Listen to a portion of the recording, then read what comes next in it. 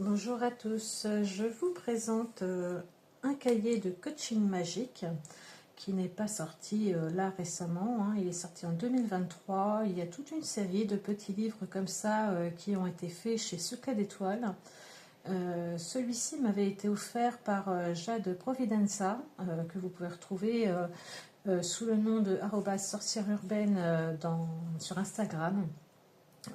Et donc il m'avait été offert avec un petit mot très, très gentil à l'intérieur. Vraiment, c'est une personne adorable. Vous pouvez aller la suivre si ce n'est pas encore le cas. Donc c'est un petit cahier de coaching. Donc là c'est sur le tarot divinatoire avec des tests personnalisés, des conseils et des tirages. Il existe également d'autres versions, hein, c'est ce que je vous disais. Par exemple, je me suis procuré celui-ci, Medium.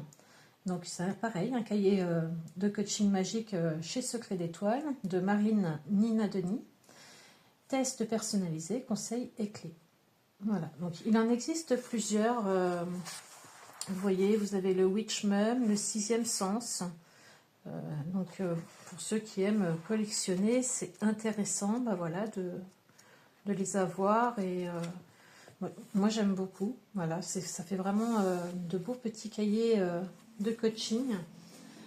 Donc celui-ci va être sur le tarot divinatoire avec Jade. Donc forcément, moi je l'adore. Donc elle me l'avait fait parvenir en même temps que son cahier, son livre. En sommaire, nous avons un avant-propos, le tarot et moi. Ensuite, nous avons découvrir les bases pour tirer les cartes. Qu'est-ce que le tarot divinatoire? Je crée mon espace de tirage, je purifie mon jeu, je charge mon jeu, je fais connaissance avec mon jeu, j'éveille mon intuition. Ensuite, il y a explorer les arcanes du tarot. Je décrypte les arcanes majeurs, je m'entraîne à interpréter les arcanes majeurs, je fais connaissance avec les arcanes mineurs, je m'entraîne à interpréter les arcanes mineurs, je rencontre les arcanes royaux autrement, j'apprends à dater les événements grâce à mon tarot, je fais le point sur mes acquis. Ensuite, nous avons levé le voile, pratiquer le tarot au quotidien, ma séance de tirage pas à pas, j'interprète un arcane sans livret, j'associe les cartes facilement, je crée le scénario de mon tirage, mes pratiques divinatoires au quotidien, mon journal de tarot, je donne vie à mes rêves avec mon tarot, je lève le voile de mon futur. Donc, vous voyez, c'est quand même déjà super complet. Donc nous avons un petit avant-propos.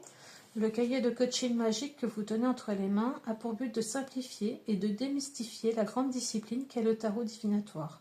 Muni simplement de votre jeu et de votre intuition, vous allez explorer les différents exercices vous permettant de développer votre pratique et de partir à la découverte de votre avenir. Les grands débutants du tarot divinatoire pourront ici découvrir une façon ludique et amusante d'appréhender le tarot et d'apprivoiser leurs capacités intuitives. Les moins débutants pourront découvrir une nouvelle façon de pratiquer le tarot divinatoire en explorant des terrains de jeu peut-être inédits encore. L'heure des sorcières est venue. Découvrez votre magie, laissez votre côté mystique s'exprimer et levez le voile du futur. Donc j'ai vraiment trouvé ça super sympa comme petit avant-propos. Le tarot et moi, donc on va nous donner des affirmations et puis on va dire si c'est vrai ou faux. Nous avons les réponses en bas. Par exemple, le tarot est un jeu de cartes comprenant 78 cartes. Voilà, vrai, faux. Découvrir les bases pour tirer les cartes, parce que j'aime beaucoup, hein, c'est toutes ces couleurs, c'est vraiment très joli. Le tarot divinatoire est une pratique consistant à lire l'avenir à travers les cartes de votre tarot. Loin de l'image mystérieuse et inquiétante propagée par les films fantastiques, cette discipline est parfaitement accessible à chacun et chacune d'entre nous. Grâce à l'écoute de votre intuition et au développement de certaines capacités extrasensorielles, les cartes peuvent être les supports de messages levant le voile de votre futur. Afin de débuter votre exploration mystique en toute sérénité, il est important de poser certaines bases utiles à la pratique du tarot divinatoire. Nous allons partir ensemble à la découverte de celui-ci et de ses mystères. Donc, on va nous expliquer qu'est-ce que le tarot divinatoire, comment il est composé, la différence qu'il peut y avoir entre un tarot et un oracle. Nous allons avoir un petit lexique du tarot divinatoire pour nous expliquer ce que sont que les arcanes, les capacités extrasensorielles, la clairaudience, la clairvoyance, qu'est-ce qu'un tarologue, qu'est-ce qu'un taromancien ou taromancienne. Nous avons les différents types de tarot. Donc là, on nous propose par exemple le tarot de Marseille et le Rider-Waite. Par exemple, Ma, de venir le relier avec la carte qui correspondrait dans le tarot Rider-Waite. Donc là, c'est vraiment pour quelqu'un qui est vraiment débutant. Ça, j'ai trouvé ça intéressant d'avoir, je dirais, alors moi qui est une fan en plus de petits carnets en tout genre, je trouve intéressant de proposer cela. Donc ça s'appelle Mes jeux de tarot. Donc ce que j'aime beaucoup, c'est de pouvoir à chaque fois qu'on a un nouveau jeu, de venir l'inscrire à l'intérieur, l'univers du jeu. Je ne sais pas, par exemple, je vais prendre voilà, le tarot renard. Donc je vais marquer le tarot renard, l'univers du jeu. Donc je vais marquer son univers, les thèmes à favoriser. Qu'est-ce que je vais favoriser avec ce tarot-là? Parce que vous imaginez bien que je ne vais pas, par exemple, travailler la même chose avec celui-ci. Et puis, disons par exemple celui-ci, le Dark Mansion. Je ne vais pas travailler les mêmes choses. Ils ne vont pas avoir les mêmes connotations. Je ne vais pas ressentir les mêmes choses avec. Donc je trouve intéressant de pouvoir, voilà, quand on a un nouveau tarot qui rentre dans notre cartothèque, de venir rentrer son nom, de mettre un petit peu l'univers du jeu, ce qu'on en ressent, les thèmes à favoriser avec ce tarot-là. Moi, je vais plus travailler telle chose avec celui-ci, plus telle chose avec celui-là, et mettre quelques observations. Donc ça, je trouve ça intéressant. Donc bien évidemment, là, l'espace n'est pas suffisant pour rentrer tous les tarots que vous pouvez avoir chez vous, bien qu'un seul suffit, hein, elle le dit dans son carnet de coaching.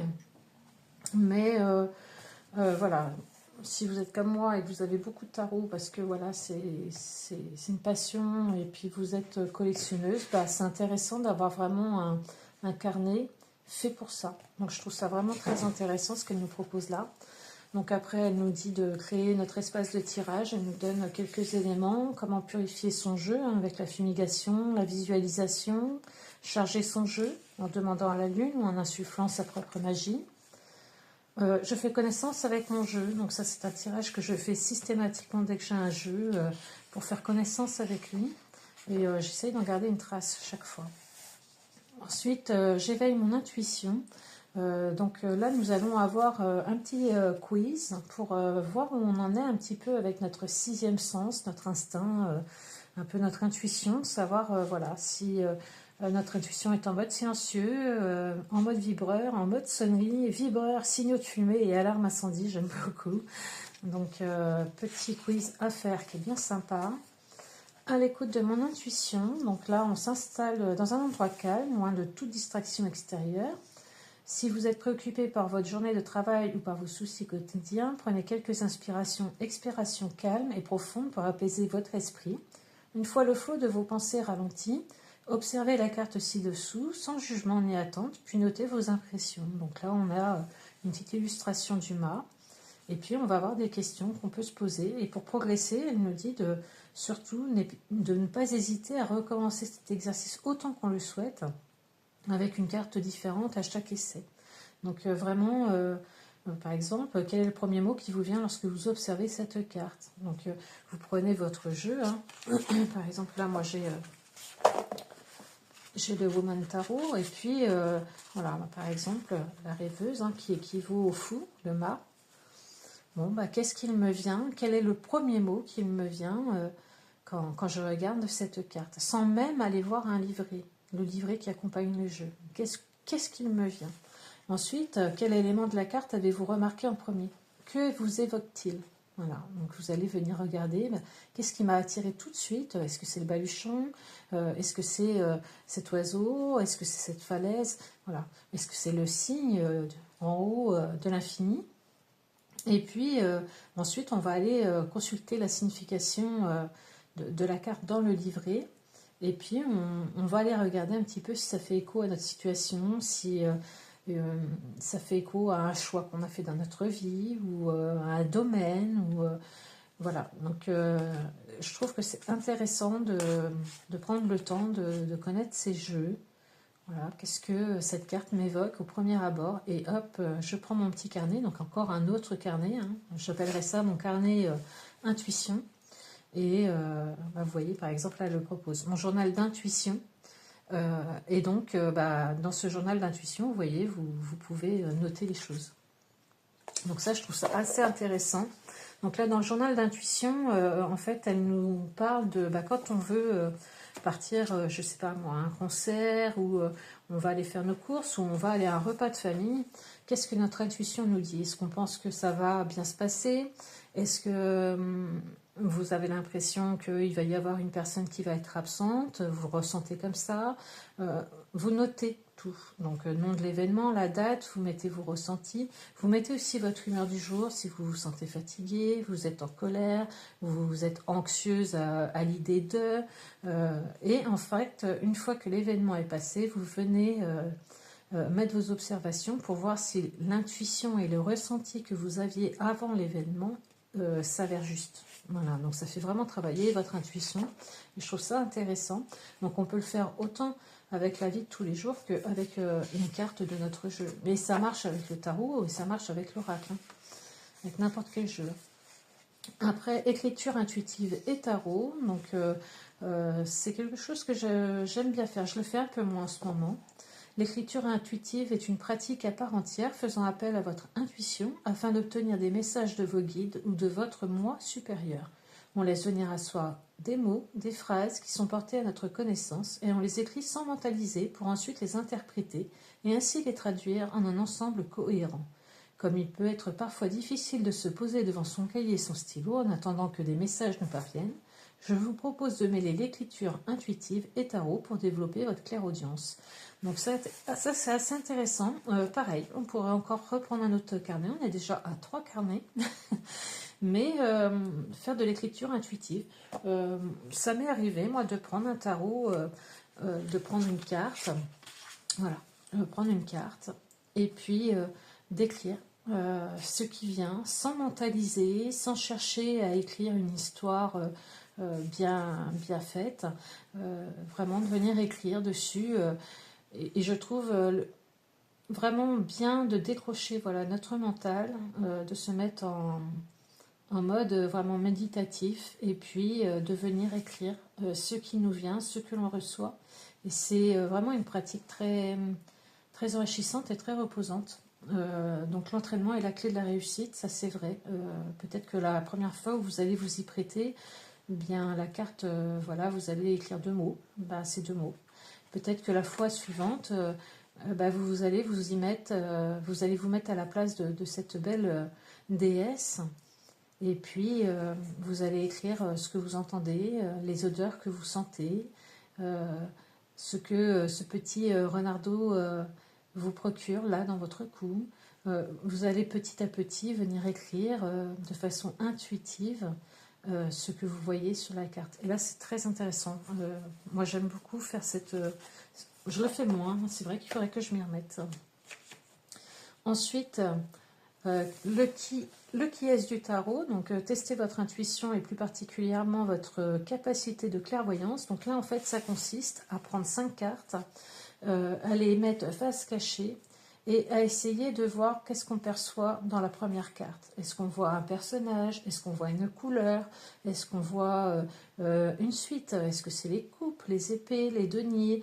Vous pouvez le faire aussi avec les oracles. Là, je parle de tarot, mais... on peut le faire avec un Lenormand, avec n'importe quel support. Hein. Et voir si, à un moment donné, on a perçu quelque chose de bon. Vous voyez, par exemple, je ne sais pas, la première carte qui était face cachée, je la retourne et j'avais mis que je ressentais une couleur jaune-orangé. Voilà, j'ai déjà, quelque part, débloqué un petit peu ma clairvoyance. J'ai ressenti... quelqu'un de posé, de souriant.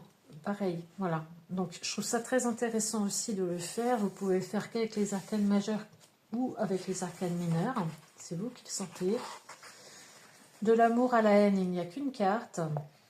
Donc, vous allez désormais travailler sur votre ressenti intérieur. Ce ressenti se manifeste de manière quasi instinctive dans votre vie de tous les jours. Encore faut-il l'écouter et le suivre. Donc là, c'était, que je dise pas de bêtises,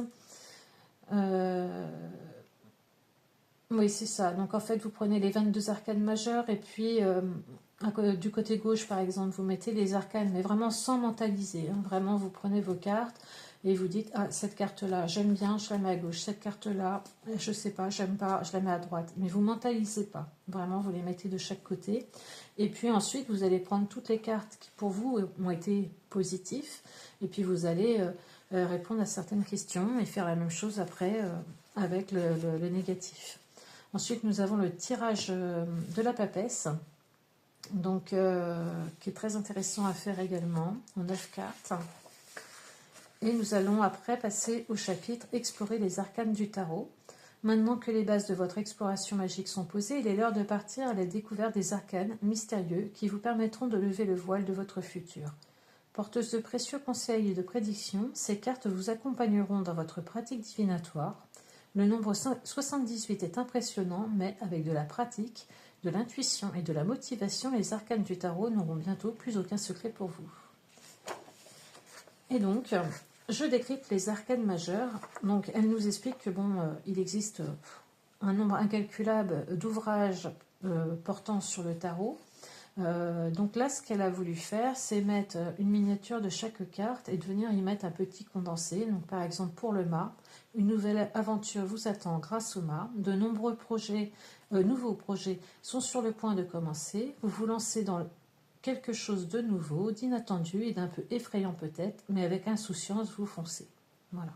Et elle nous donne pour chaque arcane majeur un petit résumé de la carte que vous pouvez vous après justement compléter. Je trouve ça voilà, très intéressant.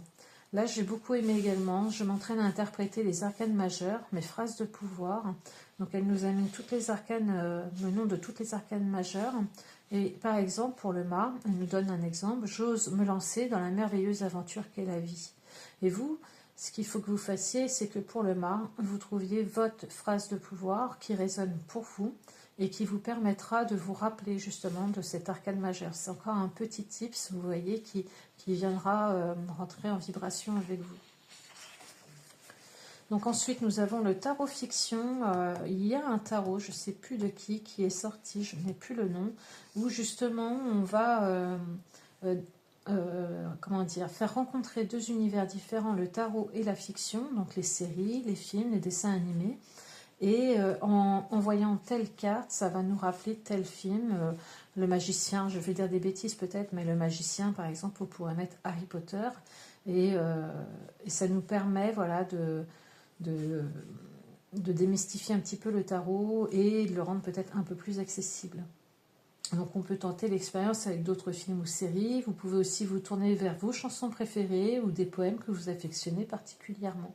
Voilà, donc c'est en y mettant quelque chose que vous connaissez, vous pouvez apprendre différemment le tarot. Je ne sais pas si je suis claire. Donc blanc et noir, donc le tarot est fait d'ombre et de lumière. Chaque carte révèle un aspect sombre et un aspect lumineux. Malgré la croyance générale, aucune lame n'est entièrement positive ou négative. Bien sûr, certaines cartes seront plus sympathiques, d'autres plus challengeantes. L'objectif de cet exercice est de vous montrer que chaque carte possède son ombre et sa lumière. Ça, je trouve ça très intéressant puisque c'est ma vision du tarot et c'est comme ça que j'ai envie de l'apprendre. C'est que pour moi, une arcane ne sera pas que positive ou que négative, il y aura forcément un petit peu des deux. Et je trouve ça intéressant que ça soit justement indiqué ici. Et par exemple, vous allez prendre une carte que vous redoutez vraiment le plus dans votre jeu. Donc, pour moi, par exemple, c'est le 10 d'épée. Donc, quelle est la carte choisie, ses principaux mots-clés. Et après, nous allons pouvoir justement dire pourquoi elle est si difficile pour nous, à quoi elle se rattache, quel ressenti elle nous évoque, quelle expérience passée elle nous évoque. Et pour chaque mot négatif, en fait, on va venir y trouver un aspect positif. Vous savez, c'est un petit peu le verre à moitié vide, à moitié plein. Et je trouve ça intéressant puisque, oui, même la carte du 10 d'épée, qui pour moi est une carte très dure quand elle tombe, cette carte a aussi son côté lumière. Donc, c'est intéressant. Donc, le langage de mes cartes, afin de vous approprier votre jeu, je vous propose d'essayer de créer votre propre langage avec vos cartes. Donc, là, c'est pareil, vous pourriez très bien avoir un petit carnet ou alors vraiment avoir un petit grimoire et vraiment venir y regrouper toutes les catégories. On peut très bien prendre un classeur et des intercalaires et mettre voilà, le langage de mes cartes, derrière mettre mon intuition et ainsi de suite. Moi, j'adore les carnets. Donc là, nous allons mettre le nom de l'arcane, par exemple le fou, le mât, mes mots-clés. Donc là, ça va vraiment être les mots-clés que vous, quand vous regardez la carte, vous viennent. Et ensuite, vous allez mettre les mots-clés généraux, c'est-à-dire les mots-clés que vous retrouvez dans les livrets, dans les livres d'apprentissage, dans les livres de tarot. Et ma signification pour cet arcane, c'est pas la signification que vous allez retrouver dans un livre, puisque de toute façon, ça sera des significations différentes selon les auteurs, mais votre signification à vous. Voilà. Et vous pouvez vraiment le faire avec les arcanes majeurs en premier, déjà commencer comme ça, puis faire les arcanes mineurs. Ensuite, je fais connaissance avec les arcanes mineurs. J'adore, hein. Franchement, j'adore le concept, j'aime beaucoup. Donc là, vous avez la suite de coupe, émotion, relation, sentiment. Donc on sait que, voilà, la suite de coupe, c'est ça. Et nous avons toutes les cartes, toutes les lames de coupe avec à chaque fois un petit descriptif comme on avait pour les arcanes majeures. Donc l'as de coupe, l'intuition commence à s'éveiller, un nouvel amour apparaît, les émotions commencent à naître, une nouvelle phase harmonieuse de votre vie débute. Et nous avons ça de l'as jusqu'au roi de coupe. Donc franchement, j'adore, sur une page. Vous avez la suite de bâton, la suite d'épée sous le même principe. Et bien sûr, la suite de denier. Voilà. Ensuite, on nous indique, je m'entraîne à interpréter les arcanes mineures. Donc, elles sont au nombre de 56. On nous explique les thématiques des 4 suites pour savoir, voilà, projet, passion, création pour les bâtons, ainsi de suite. La numérologie des suites. Qu'est-ce que veut dire le 1, le 2 jusqu'au 10 ? Ça a son importance, puisque là, on nous dit, par exemple, que vous évoque le 3 de denier. Combinez la thématique de la suite de denier et à la numérologie 3. Donc, pour quelqu'un qui débute, le 3 de denier, moi, ça ne me dit rien. Allez, je vais de l'autre côté. Le 3, c'est groupe, trinité, action, communication. Denier, travail, foyer, finance. Donc, je dirais que c'est peut-être une collaboration autour du travail, autour des finances, et on va pouvoir, comme ça, apprendre plus facilement la base de la carte que vous évoque le 5 de coupe à présent. Pareil, on revient en arrière. 5, difficultés, perte et défis. Coupe, émotion, relation, sentiment. Donc là, on voit bien, il y a une rupture, quelque chose qui est difficile. On a perdu un ami, perdu notre amoureux. Donc c'est quelque chose qui est difficile sur le plan émotionnel. Voilà. Donc on peut le faire après pour chaque carte. Ensuite, nous avons le film de la journée. Donc là, c'est le tarot n'est pas fait que de mots-clés et de leçons. C'est aussi un compagnon de votre quotidien qui doit s'inscrire dans votre réalité pour mieux comprendre vos arcanes et la rapprocher d'éléments concrets de votre vie dans vos tirages. Utilisez ce que vous connaissez le mieux, votre vie. Donc là, ça reprend un petit peu une vidéo qu'a fait Christelle Alice sur YouTube, où elle a repris, en fait, elle a pris des cartes de différents jeux pour exprimer ce qu'elle attendait de son année 2025 et comment elle voyait son année 2025. Donc là, nous allons le faire pour notre journée. Nous allons prendre comment votre journée a-t-elle débuté, quel arcane du tarot attribuez-vous à ce début de journée. Donc moi, je sais pas, hein, ma journée a débuté. Eh bien écoutez, allez hop, j'étais pleine d'entrain, j'étais insouciante, je me suis réveillée et j'étais fougueuse. Je me suis dit la journée va super bien se passer. J'y vais, je fonce, je regarde même pas devant moi, je sais même pas si j'ai mis les chaussettes de la même couleur à chacun de mes pieds, mais c'est bon, j'y vais. J'ai commencé ma journée avec le fou. Voyez. Ensuite, on va nous demander de petit à petit avec les cartes, dire, bah voilà, ma journée, ensuite, je me suis pris de tête avec mes collègues de boulot, il y a eu beaucoup de disputes autour de la machine à café, c'était vraiment pénible. Hop, je remets le 5 de bâton, vous voyez, et ainsi de suite. Et je vais faire ma journée comme ça, avec mes cartes. Voilà. Et puis, par exemple, la nuit dernière, j'ai très très mal dormi. J'étais angoissée par ce qui m'attendait à ma journée de travail. Et voilà, j'ai fait nuit blanche, 9 des épées. Vous voyez ? Donc, on va pouvoir vraiment travailler le tarot aussi en utilisant nos cartes et notre journée quotidienne. Je trouve ça très très bien. Je rencontre les arcanes royaux autrement. Donc là, on va venir travailler toutes les figures de coupe, hein, les valets, les cavaliers, les reines et les rois. Et on va essayer de les mettre par rapport à des personnages que nous connaissons. Donc ça peut être dans nos proches, ça peut être nos collègues, ça peut être des personnes du voisinage, ça peut être mon boulanger, mon boucher, mais essayer de donner un nom, pourquoi pas, à chaque arcane royaux, hein, de dire, moi, le roi de Pentacle, je l'appelle Arthur parce que j'ai Arthur dans ma famille, il est comme ça. Et ça, je trouve ça intéressant aussi.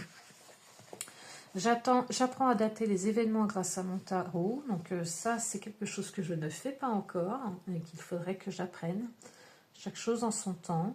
Donc on nous explique qu'avec les éléments des suites, on peut dater. Avec la numérologie des suites aussi. Voilà. Je fais le point sur mes acquis avec un tirage du pape. On nous pose des questions. Levez le voile, pratiquez le tarot au quotidien. L'heure des sorcières a sonné. Il est maintenant le temps de lever le voile du futur et de mener vos séances de divination. Installez votre espace et préparez-vous à interpréter vos premiers tirages. Mais votre tarot ne se limitera pas aux seules séances de divination millimétrées.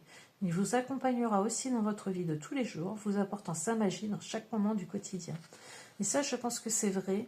On a tendance, c'est vrai qu'on a pratiquement, j'exagère peut-être, mais tous les jours des tarots qui sortent.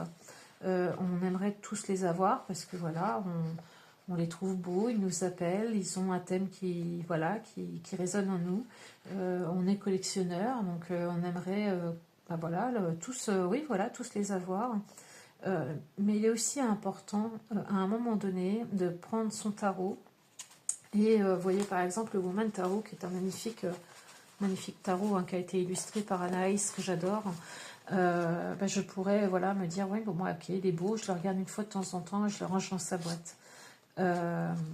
C'est pas le but. Le but, ce serait, après c'est mon avis, c'est justement de temps en temps, et justement parce qu'on en a beaucoup, se dire, tiens, ce tarot-là m'appelle en ce moment, je vais le prendre et je vais faire justement tous les exercices qu'on me propose dans ce cahier de coaching, afin de déjà mieux le cerner, ce jeu, ne pas s'arrêter juste aux illustrations.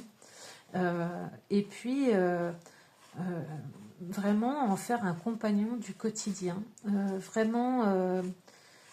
qui soit pas dans sa boîte, rangé sur une étagère, et puis qu'il prenne la poussière. Vraiment, qui nous accompagne tous les jours, qu'on puisse lui poser des questions, qu'on puisse faire des petits tirages, qu'on puisse tout simplement tirer une carte et se dire, bon allez, je fais un petit peu d'écriture intuitive, j'en ressens le besoin, qu'on fasse ce que je vous disais, les petits exercices pour trouver nos propres mots-clés, pour trouver notre propre interprétation. Je trouve ça intéressant de le faire, et pour chaque jeu, puisque si les jeux, nous les avons achetés, nous les avons sur nos bibliothèques, nos étagères, c'est qu'ils nous ont appelés à un moment ou à un autre. Et je pense que oui, c'est intéressant de vraiment travailler au quotidien avec eux. Pas toujours les mêmes, je suis d'accord, c'est pas toujours le même qui va nous appeler. Donc ma séance de tirage pas à pas, donc là elle nous parle de faire un petit auto-checking énergétique pour savoir comment on se sent au moment où on veut faire le tirage. La bonne question, donc elle nous explique qu'il faut prendre son temps, avoir l'esprit clair et faire simple, et surtout ne pas avoir peur de poser de mauvaises questions. Il n'y a pas de mauvaises questions. Voilà. mon tirage personnalisé, donc comment créer son propre tirage afin d'obtenir quelque chose de plus pertinent, en fait, quelque chose qui nous ressemble. Le bilan de mon tirage. J'interprète un arcane sans livret, donc ça je trouve ça très bien de pouvoir prendre encore un petit livret, pourquoi pas, et d'interpréter vraiment chaque arcane sans livret, vraiment voilà, avec notre intuition, avec les connaissances qu'on a pu acquérir jusqu'ici, et je trouve ça intéressant de pouvoir le faire. J'associe les cartes facilement, donc on va prendre par exemple 2 cartes. Et puis, on va essayer d'associer, de se dire, bon, bah voilà, le 7 des épées et le 9 des bâtons, qu'est-ce que ça me raconte? Et vous voyez, elle nous dit quels sont les mots, enfin, les principaux mots-clés pour la carte 1, quels sont les principaux mots-clés pour la carte 2, pardon. Et quand on additionne, est-ce que ça répond à une question? Puisque ce que je n'ai pas dit au départ, c'est que le mieux c'est de vous poser une question juste avant, dire voilà comment va se passer ma journée, et vous avez ces 2 cartes là qui sortent, vous allez chercher les mots-clés pour la première, les mots-clés pour la deuxième, et en faire une interprétation. Donc encore une façon, vous voyez, voilà, de jouer avec votre jeu et d'apprendre les significations. Ensuite, on observe la dynamique des cartes. Donc certaines cartes auront des énergies opposées ou complémentaires. Donc il y a des cartes, oui, qui vont bien matcher ensemble et d'autres pas du tout. Je crée le scénario de mon tirage. Les pratiques divinatoires au quotidien, donc le tarot family. Donc ça, c'est des petits exercices. Elle nous dit, je vous propose 6 exercices pour pratiquer le tarot divinatoire autrement et avec amusement. Ils vous permettront de connecter votre pratique à tous les aspects de votre vie et à l'intégrer pleinement à votre quotidien. Et c'est ce que je vous disais, c'est vraiment très intéressant. On est dans cet univers-là. Si on achète des tarots, c'est qu'on aime ça. Donc, justement, d'avoir tout le temps un tarot sous la main et tout le temps travailler avec, jouer avec, découvrir. Donc là, elle nous dit par exemple, choisissez un arcane, quelles sont les principales qualités de ce personnage. Donc c'est parce qu'elle nous parle de prendre les arcanes royaux. À quel membre de votre entourage vous fait-il penser? Et puis on procède à l'identique avec les 15 autres cartes. Donc là, c'est vraiment pour les personnages royaux, vous savez, les valets, les cavaliers, la reine et le roi. De dire, bon bah voilà, moi le valet de denier me fait penser à dans mes proches, et puis on note le tarot family. Donc on fait un petit peu notre arbre généalogique à propos avec le tarot. Voilà, la to-do list du tarot. Donc c'est intéressant pour faire, si vous êtes accro à un bullet journal, pour que prioriser dans votre journée, quelles tâches secondaires réaliser aujourd'hui, ainsi de suite avec notre tarot. Et à partir de ce tirage, dresser votre to-do list. La météo du jour, le tirage du matin, ça c'est un tirage que je fais quotidiennement. Le choix du tarot, attirer une énergie avec le tarot, mon journal de tarot. Donc là, elle nous explique que le journal de tarot est un carnet dans lequel vous pourrez inscrire toutes vos notes autour de votre pratique, par garder une trace des informations utiles et développer vos connaissances, mais aussi pour créer votre propre vision en confrontant les données que vous récolterez au fur et à mesure de votre avancement. Il a vocation à vous accompagner le plus longtemps possible comme un grimoire. Ça, je trouve ça super bien, de pouvoir avoir un support, un beau cahier par exemple, si vous aimez écrire, ou une tablette, mais un beau cahier où vous allez pouvoir venir y mettre les mots-clés, toutes les connaissances que vous allez apprendre, les correspondances astrologiques, les symboles dans chaque carte, qu'est-ce que, je ne sais pas, le corbeau veut dire, qu'est-ce que, tiens, la petite couronne ici veut dire, les exemples de tirages qu'on aura été glanés ici et là, les conseils aussi, les significations, les couleurs, les symboles, les nombres. Donc il y a vraiment beaucoup de choses. On peut venir y mettre une petite citation, un petit mantra. Donc vraiment se faire un grimoire du tarot avec tout notre savoir, faire notre propre ouvrage. Il en existe des tas, mais faire le nôtre. Ça, je trouve ça génial. C'est quelque chose qui m'appelle énormément. Je donne vie à mes rêves avec mon tarot. Je lève le voile de mon futur avec la roue de l'année. Voilà. Et donc, l'autrice, Jade Providenza, qui est tarologue, elle anime des ateliers et des formations en ligne autour de l'apprentissage du tarot. Elle s'intéresse également à l'astrologie qu'elle utilise lors de ses tirages. C'est une personne formidable, vraiment très, très bienveillante, très agréable, toujours avec un peps incroyable. Franchement, moi j'adore la suivre sur Instagram, donc n'hésitez pas. Et les 10 règles d'or pour maîtriser l'art du tirage: s'ouvrir à la magie et au mystère, accepter d'avancer à son rythme, prendre soin de son énergie, continuer d'apprendre, comprendre que l'avenir n'est jamais fixé, s'exercer encore et encore, écouter son intuition, prendre confiance en sa nature mystique, créer ses propres rituels et s'amuser avec ses cartes. Voilà, c'est un livre, je ne l'avais pas dit, qui est au petit prix de 9,95 €. Vous le trouvez partout. Il est de chez Secret d'Étoile. Et franchement, il vaut le détour. Il est plein de petits conseils, de petits tirages. Vraiment, pour quelqu'un qui débute, je trouve que c'est génial. Et même pour une personne qui déjà connaît la signification des lames, va peut-être trouver des petits tips, des petites choses qui vont l'appeler. Et franchement, je le trouve très très bien. Voilà, donc dites-moi ce que vous en pensez. N'hésitez pas à me dire si vous l'aviez déjà, si vous avez suivi certains de ces exercices, pourquoi pas.